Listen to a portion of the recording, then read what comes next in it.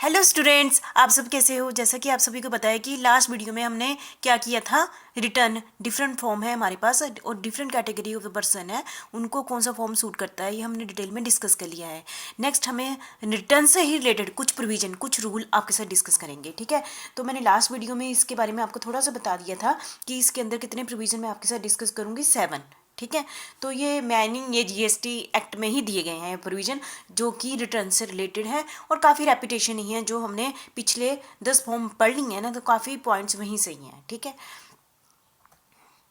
तो सबसे पहले है provision related with filing of return. जब आपने रिटर्न फाइल करनी है तो उससे रिलेटेड क्या प्रोविजन है, क्या रूल्स है जो आपने ध्यान रखने हैं। ठीक है, extension in the time limit for furnishing the return. जैसा कि आप सभी को पता है कि रिटर्न के लिए टाइम दिया जाता है। जैसे आपको पता है कि कहीं 10 दिन, जैसे महीना खत्म होता है अगले 10 दिन के अंदर देनी पड़ती है, 15 दिन के अंदर देनी पड़ती है, 20 दिन के अंदर देनी, टाइम लिमिट है ना। लेकिन आपको ऐसे नॉर्मली अलाउड ही नहीं है कि आप जब वो वाला टाइम लिमिट चला गया तो आप रिटर्न नहीं भर सकते। लेकिन आपके पास कोई स्ट्रॉन्ग रीजन था जिसके कारण आपने कमिश्नर को लेटर लिखा रिटर्न में देंगे, तो यदि वो उसको सेटिस्फाई हो जाता है तब वो एक्सटेंशन के लिए आपको परमिशन देगा। ठीक है, नॉर्मली आपको एक्सटेंशन के लिए परमिशन नहीं मिलेगी क्योंकि आपने टाइम पीरियड में ही रिटर्न भरनी है। लेकिन फिर भी आप रीजन बता देते हैं, for reason to be recorded in writing, writing में आप उनको बता देते हैं कि ये रीजन थे और उसको लगता है किसको, time limit by the commissioner of the state tax और यूटी टैक्स। कौन किसको लिखते हैं आप, commissioner of the state tax और यूटी टैक्स है ना, जो ऑफिसर है, कमिश्नर है इसका, उसको आप लिखते हैं। यदि वो सेटिस्फाई हो जाता है कि आपके रीजन स्ट्रॉन्ग है तो आपको टाइम दे देता है कि आप टाइम, जो आपका टाइम है ना, जैसे 10 दिन 15 दिन, इसको बढ़ा देते हैं। ठीक है, तो हमारा टॉपिक हो गया पहला, इसके अंदर प्रोविजन, हम 7 प्रोविजन में से एक हो गया। और कौन सा सेक्शन है हमारा, सेक्शन 39(6) के अकॉर्डिंग टाइम लिमिट बढ़ा सकते हैं, extension in the time limit, section 39 subsection 6। ठीक है, पहला पॉइंट हो गया। ठीक है, कि टाइम लिमिट को बढ़ा देना। ठीक है, दूसरा है payment of tax under section, आगे से कंटिन्यू चला हुआ है 39(7)(6)(7), पेमेंट ऑफ टैक्स। जिसका भी जैसे कि कोई भी रजिस्टर्ड पर्सन है उसका टैक्स रिटर्न बन गई है किसके according, section 39 subsection 1, 39(2), section 39(3), section 39(5) है ना। तो उसको गवर्नमेंट को यदि उसने रिटर्न उसको पेमेंट ऑफ टैक्स, उसको टैक्स देना पड़ेगा। ठीक है, कौन से सेक्शन के अंडर, 39(7), पे tax due as per return not later than the last date furnishing such return.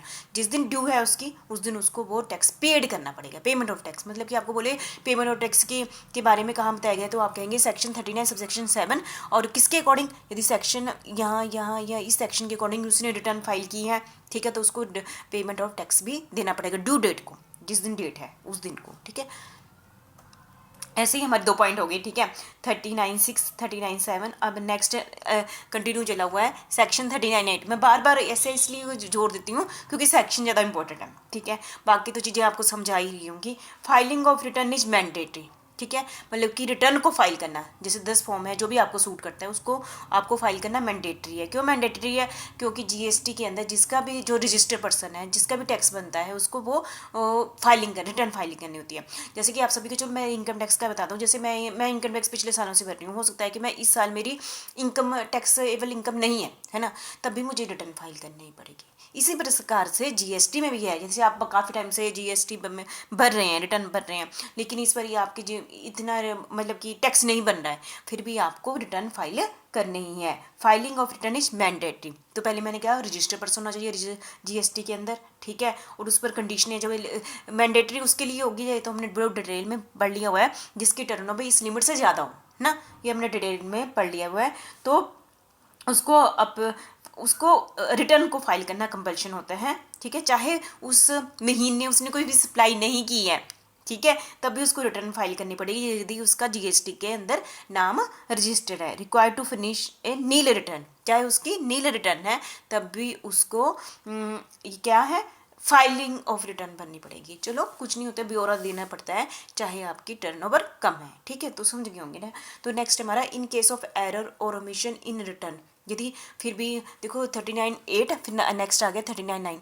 यदि आपने जैसे रिटर्न भर दी भेज दी 10 फॉर्म में, जो भी उससे बिलोंग करता था टैक्स पेयर, उसने वो रिटर्न भेज दी, और बाद में उसको लगता है कि यहाँ पर तो मैंने गलती कर दी, मैंने पूरा ब्यौरा दिया ही नहीं, कुछ रह गया है या कुछ गलत अमाउंट लिख दिया गया है, तो उस केस को हम क्या कहते हैं, इन केस ऑफ एरर उसमें गलती कर दी ना, और ओमिशन मतलब भूल गया कोई चीज़ बताना इन रिटर्न में, तो उस केस में क्या होगा, तो सेक्शन 39(1), ठीक है, वो क्या कहता है, जैसे कि आपने रिटर्न भर दी सेक्शन 39(1), 39(2), 39(3), 4, 5 के अंडर भर दी, और फिर क्या हुआ, रिटर्न भर दी, आपकी स्क्रूटनी हुई, जो भी ऑफिसरों ने आपके चेक किया रिटर्न को, ऑडिट करवाया, इंस्पेक्शन हुई, ठीक है, टैक्स अथॉरिटी ने आप इंस्पेक्शन की, तो वो उनको पता चल गया यहाँ पर तो कुछ गड़बड़ है, इनकरेक्ट है ना, तो ये जैसे चाहे आपने मंथली भरी है, कंपोजिशन स्कीम में आपने क्वार्टरली भरी है, तो आपने वहाँ पर कुछ गलत ओमिशन छूट गया है या इनकरेक्ट इन्फॉर्मेशन दी है, तो आपको क्या देना पड़ेगा, यदि कम टैक्स दिया है तो जो एक्स्ट्रा टैक्स बनता है उस पर आपको क्या देना पड़ेगा, इंटरेस्ट देना पड़ेगा, तो उसको ऊपर आपको क्या देना पड़ेगा, इंटरेस्ट देना पड़ेगा अंडर सेंटर जीएसटी एक्ट के अंदर, समझ गए आप, ठीक है। पहला पॉइंट हमारा हो गया कि जब मतलब कि पता चल गया, उन्होंने आपकी इंक्वायरी की, बता दिया आपको, तो कोई बात नहीं, हम कहेंगे चलो ये एक्स्ट्रा ले लो, और आपको पर इंटरेस्ट भी देना पड़ेगा क्योंकि आपने पहले गलत भेजा है, ठीक है। दूसरा है no rectification of any omission और इनकरेक्ट, मतलब कि दूसरा पॉइंट क्या है कि आपने रेक्टिफाई कराना नहीं है ना, चाहे गलत भी हो गया है, ठीक है। तो इस केस में हम पहले भी डिस्कस कर चुके हैं ना, पहले पॉइंट्स में भी, नो सच रेक्टिफिकेशन है ना, नहीं करनी है after the due date of furnishing of the return for the month of September और second quarter following the end of the financial year, the actual date of furnishing of relevant annual return whichever is earlier, ये point हमने पहले भी कर लिए हुए हैं, ठीक है, क्योंकि इस पॉइंट के अंदर फिर भी मैंने आपके साथ डिस्कस कर लिया, ये हमारा सेक्शन 39(9) आ गया, ठीक है। तो जैसे जैसे हम पॉइंट चले हुए हैं तो मैं आपको बोली हूँ हमारी सेक्शन भी वैसे ही चले हुए हैं, ठीक है। तो नेक्स्ट हमारा सेक्शन आ जाता है section 39(10), section 39(10), no permission to file return, जैसे तो कि आप रजिस्टर्ड हैं, जीएसटी के अंदर रजिस्टर्ड है, फिर भी आपको परमिशन नहीं दी गई है कि आप रिटर्न फाइल करें, क्यों, कुछ आपके मन में आएगा ना क्वेश्चन, क्यों उसको मना कर दिया, सेक्शन 39(10), जैसे मैं बहुत सालों से रिटर्न भर रही थी, है ना, फिर क्या हुआ, बीच में उन्होंने मुझे मना ही कर दिया, मुझे लेटर आ गया आपने रिटर्न नहीं भरनी, ठीक है, तो मेरे मन में आता है क्यों मुझे क्यों परमिशन नहीं दी गई है, ऐसे जीएसटी के अंदर ही है, यदि उसने दे रहा था पहले रजिस्टर्ड है, और वो तो कहते हैं कि यदि हो सकता है कि उसने पिछले कुछ महीनों की रिटर्न नहीं भरी है, हो सकता है उसने पिछले कुछ जो था ना, कि जैसे सितंबर आ गया, उसने पिछले 2-3 महीनों की भरी नहीं, तो वो अभी इस महीने की उसको परमिशन नहीं दी जाएगी कि वो रिटर्न फाइल करे, ठीक है, समझ गए आप। If the return for any of the previous tax period has not been furnished by him, यदि उसके द्वारा पिछले किसी भी पीरियड की रिटर्न नहीं फाइल की गई है तो अगले नहीं भर सकता वो, तो उसको परमिशन नहीं मिलेगी, ठीक है। और penal provision relating to fail to furnish return, ठीक है, तो ये आप निकल लेना, ठीक है, मतलब कि सेक्शन 39(10) क्या बताता है, यदि किसी भी टैक्स पेयर ने पिछली रिटर्न नहीं भरी तो उसको इस वाली रिटर्न भी फाइल करने का मौका नहीं दिया जाएगा, ये उस पर रिस्ट्रिक्शन लगी है सेक्शन 39(10) के अकॉर्डिंग, ठीक है, तो समझ गए होंगे आप। नेक्स्ट है हमारा penal provision relating to fail to furnish return, यदि आपने आपकी लाइबिलिटी बनती थी कि आपने रिटर्न फाइल करनी है, लेकिन आपने रिटर्न फाइल की ही नहीं, ठीक है, penal provision relating to fail furnish return, आपने रिटर्न फाइल ही नहीं की, तो क्या करेगा, तो आपको जो ऑफिसर हैं जीएसटी के अंदर जो भी ऑफिसर है वो आपको नोटिस भेजेगा, नोटिस टू रिटर्न, किसको, डिफॉल्टर को क्या भेजेगा नोटिस, कौन से सेक्शन के अंडर, सेक्शन 46 के अंडर, ये, और दूसरा क्या करेगा, लेवे ऑफ लेट फीस, और आप पर क्योंकि आपने टाइम पर रिटर्न भेजी नहीं है तो आप पर लेट फीस भी लगेगी, सेक्शन 47, ठीक है, कुछ शुक्र करो फीस ही लगी है, पेनल्टी नहीं लगी, ठीक है। नोटिस मतलब कि आपको पहले नोटिस आएगा, जैसे आपने रिटर्न भरी, चुपचाप बैठ गए, लेकिन आपको उधर से नोटिस आएगा कि आपने रिटर्न फाइल नहीं की, कौन सी कहें, सेक्शन 46 के अंडर, और सेक्शन 47 के अंदर वो आपको कहेंगे लेट फीस दीजिए, आपने नहीं दी, ठीक है, तो इसी को हम डिटेल में नेक्स्ट लाइन में कर लेते हैं 6 पॉइंट को, ठीक है, ठीक है। नोटिस टू रिटर्न डिफॉल्टर के पास क्या जाता है, नोटिस जाता है सेक्शन 46 के अंदर, सेक्शन 46 के अंदर क्या जाता है, नोटिस जाता है, जिसने रिटर्न नहीं भरी, पर्सन कौन है, रजिस्टर्ड पर्सन है, कौन है पर्सन, रजिस्टर्ड पर्सन है, इन केस ही उसने कौन सी रिटर्न ही नहीं भरी, कौन से सेक्शन के अंदर, सेक्शन 39, सेक्शन 44, सेक्शन 45, अब तो आपको सेक्शन याद ही हो गए होंगे, पिछले टॉपिक अपने डिटेल में कर लिया हुआ, यदि उसने इस सेक्शन के अकॉर्डिंग रिटर्न नहीं फाइल की तो नोटिस टू डिफ़ॉल्टर, तो जो ऑफिसर है वो डिफ़ॉल्टर को क्या भेजेगा, नोटिस भेजेगा कि आप 15 दिन के अंदर, ये दिन रखना क्योंकि आपके ऑब्जेक्टिव टाइप क्वेश्चन भी आते हैं, तो आपको वैसे भी याद रखना ना कि आपने 15 दिन के अंदर अंदर वो आपको नोटिस भेजेगी कि आप 15 दिन के अंदर रिटर्न फाइल कीजिए, तो फिर अपनी रिटर्न दे दीजिए। तो ये 15 दिन याद रखने, ठीक है। 15 दिन क्या आपको नोटिस आ जाता है कि 15 दिन नोटिस भेज दिया आपको, और नोटिस में कहा होगा कि टैक्स पेयर को कि आप 15 दिन के अंदर अंदर अपनी रिटर्न फाइल कर दीजिए, ठीक है। तो ये नोटिस का कंप्लीट हो गया। Notice to return defaulter section 46, section याद रखना है सेक्शन 46, सेक्शन 46। और सेक्शन 47 क्या कहता है, क्योंकि आपने टाइम पर रिटर्न ही नहीं दी तो कहता है कि रिटर्न भी दीजिए 15 दिन के अंदर अंदर, और साथ में फीस भी दीजिए, लेट फीस, ठीक है। सेक्शन 47 टू फेल टू, ठीक है। तो कहते हैं कौन पर्सन देगा लेट फीस, जो रजिस्टर्ड होगा और उसने रिटर्न किस में फाइल नहीं की है, सेक्शन 37, 38, 39, 45 के अकॉर्डिंग उसने रिटर्न फाइल नहीं की है, तो उसको कितनी पेनल्टी लगेगी। पेनल्टी एक टाइप्स में, फीस भी पेनल्टी ही कह सकते हैं। जब तक 100 रुपये रोज का, कितनी पेनल्टी लगेगी उसको, 100 रुपये every day during which such failure continue, जब तक वो देता नहीं ना, रोज का 100 रुपया उसका लगता जाएगा, ठीक है। दूसरा है मैक्सिमम अमाउंट कितना होगा, 5,000, मैक्सिमम अमाउंट कितना होगा 5,000, मैक्सिमम अमाउंट कितना होगा 5,000, 100 रुपया रोज का लगेगा, है ना। और मैक्सिमम अमाउंट आपको जो फीस लगेगी 5,000।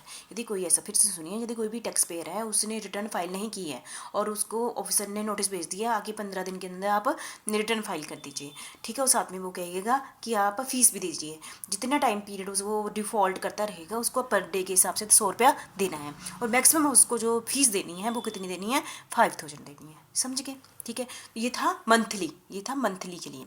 सेक्शन 47(1) किसके लिए था, मंथली के लिए, ठीक है। और section fail to finish the annual return by due date, annual return, अब दूसरा पॉइंट क्या आ गया, annual return, fail to finish annual return by the due date, due date को उसने एनुअल रिटर्न भरी नहीं अंडर सेक्शन 47(2) के अकॉर्डिंग, ठीक है। तो उसको फीस कितनी लगी, 100 रुपये तो पर डे एवरी डे, वो तो पहले वाला ही है। और maximum amount 0.25% of his term, उसकी जो भी टर्म होगी, ये तो यहाँ पर अमाउंट ज़्यादा बनेगा, जितनी भी टर्म होगी, करोड़ रुपया होगी, 5 करोड़ होगी, जितनी भी टर्म होगी उसका 0.25% उसको लगेगी फीस, ठीक है। तो मुझे लगता है समझ गए होंगे। ये था हमारा 6 पॉइंट, क्या था कि इसके अंदर सेक्शन कौन सा था, 46 था, क्या था, penal provision relating to fail finish, कि उसने अपनी रिटर्न फाइल नहीं की, तो जो ऑफिसर है आपको क्या भेजेगा, एक नोटिस भेजेगा और कहेगा 15 दिन के अंदर अंदर आप रिटर्न फाइल कर दीजिए और फीस दे दीजिए। यदि तो मंथली है तो 100 रुपये पर डे और मैक्सिमम 5,000, यदि एनुअली है, एनुअल रिटर्न भी भरनी पड़ती है ना, तो 100 रुपये पर डे और maximum amount 0.25% of his turnover, ठीक है। क्लियर है आपको, ठीक है। तो हमारे 6 पॉइंट हो गए हैं, टोटल हमारे 7 पॉइंट है। तो 7वां पॉइंट हमारा last point, claim of input tax credit. जैसे कि आप सभी को पता है, ये आपको स्टार्टिंग से ही पता है, हमने ये पूरा चैप्टर भी कर लिया है, इनपुट टैक्स क्रेडिट क्या होता है। जैसे कि मैं अब जो मैं आउटपुट पर कितना टैक्स बनना है, 500 रुपये बनना है, हो सकता है मेरे पिछले वालों ने कितना दे दिया है, 400 रुपया दे दिया है, तो मैं उसका बेनिफिट उठाना चाहूँगी कि वो वाला माइनस हो जाए, इनपुट टैक्स क्रेडिट मिल जाए, ठीक है। Claim and provision acceptance here on, इसके बारे में कौन से सेक्शन में बताया गया है, सेक्शन 41 में। कौन से सेक्शन में बताया गया है, सेक्शन 41 के में बताया गया है। तो पहला पॉइंट क्या गया इसमें, entitlement to take the credit, entitlement to take the credit, section 41(1) के according entitlement to take the credit. सबसे पहले है कौन सा पर्सन, रजिस्टर्ड पर्सन, कौन, सेल्फ असेस क्रेडिट और एलिजिबल इनपुट टैक्स, जो पर्सन है एलिजिबल है इनपुट टैक्स क्रेडिट का अवेल करने के लिए, ठीक है। Amount credited on the provision basis to his electronic credit ledger, ये तो आपको पहले ही पिछले चैप्टर में भी बताया है, जितना भी इनपुट टैक्स क्रेडिट का आपको बेनिफिट मिलेगा